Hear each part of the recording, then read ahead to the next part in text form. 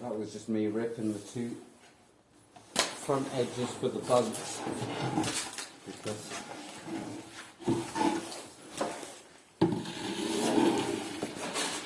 I'm waiting for some bits and pieces for the systems. That will be the inlet and outlet cowling for the what's it called, the gas electric water heater, and also two battery boxes that I've ordered for the batteries as well. I decided not to make them out of plywood because, well, the battery boxes are only 20 quid and they look a lot better. Say hello, Archie. I'll play with you in a minute. So, the state of play this Monday morning is that I'm waiting for the cowl extension to get delivered to go out through the side of there. This is plumbed in, and I was going to make some plywood boxes for the battery, but on eBay you can get plastic boxes which are designed for the purpose, are acid resistant, can be bolted down onto the floor, and so I just ordered those instead because it's a lot quicker at the end of the day. I'm going to need to put a vent in this back door to get rid of the hydrogen they produce when they're charging. So I'm waiting for those battery boxes and for that cowling to come, so I can't really do very much at the back here.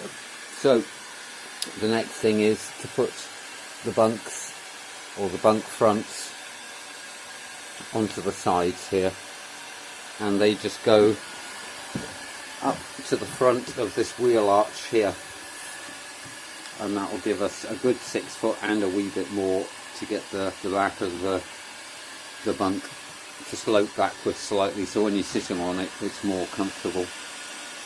I need to take a bit of this plastic off as well, and we'll put bunk fronts down both sides, and then it'll be pretty easy to see what kind of space there is in the back here.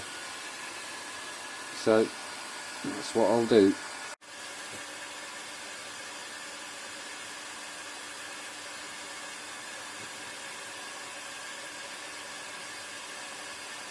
I'm using Sikaflex for this, or actually it's a generic Sikaflex lookalike, which is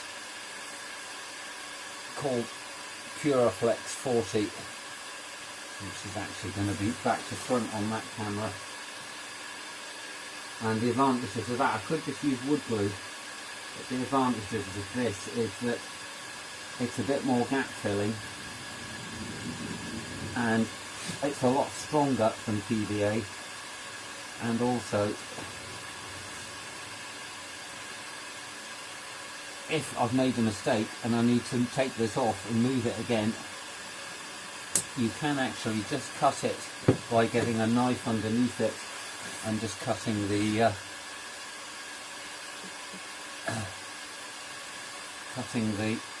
Puraflex.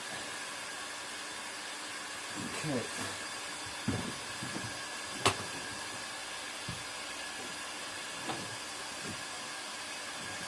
And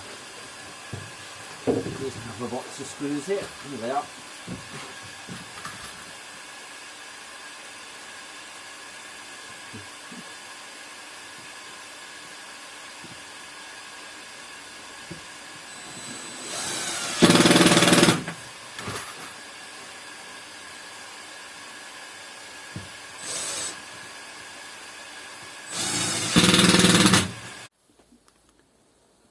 The bunk temporarily screwed in,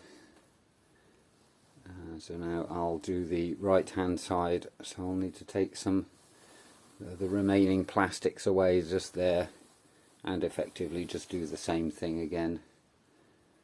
You can see that there's a speaker there, and that in fact is where the shower's going, so that speaker will be moved probably up to the bulkhead on the back doors, where the control panel for the electrics will be as well. So that's going to be quite a busy panel.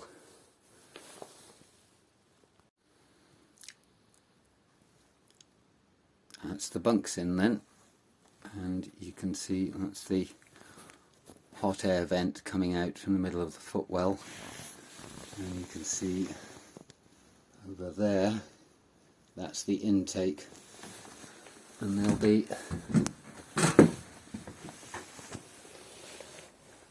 some plywood ducting coming up here to isolate that intake all the way up to the other end, which is here, and then the shower unit comes up, so it's pulling cold air out of the bottom of the shower.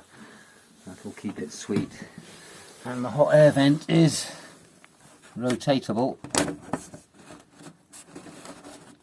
so you can put it pretty much wherever you want, and probably be angled downwards because there's no point in pointing it up at the ceiling. And you can see, if I get a better angle here, you can see that they look a little bit on the broad side, but don't forget some of that space will be robbed by the sloping backs. And also they're not very high either, but there's going to be 4 inches of foam on top of those and storage underneath. But that effectively is where the bunks are going, and there's plenty of room for feet there, and it's actually going to be slightly over 6 foot long by the time the back goes in as well. But that's for another day, because that's going to be extremely awkward, and I don't think I can put very much more in before I'm going to start snookering myself, because I need to, it's absolutely perfect for routing my wires and any pipe work through. Just here where that screwdriver is, that's where the galley starts,